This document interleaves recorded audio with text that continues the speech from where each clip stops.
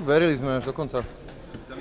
Chceli sme hrať pre trénera, samozrejme, a pre našich fanúšikov, ktorí nás prišli podporiť od začiatku. Z 3-0 na 4-4 nie je zlé, ale stále sa prehralo, takže, ale myslím si, že sme zabojovali aj o ten jeden bod a škoda, a možno na jazdy by to bolo niečo iné. Stlačili sme sa viac do brány, strieľali sme puky a dali sme aj, možno aj ten jeden bol náhodný, ale padlo to tam a presilovke sme dali gól, hovorím, no. Celý šampionát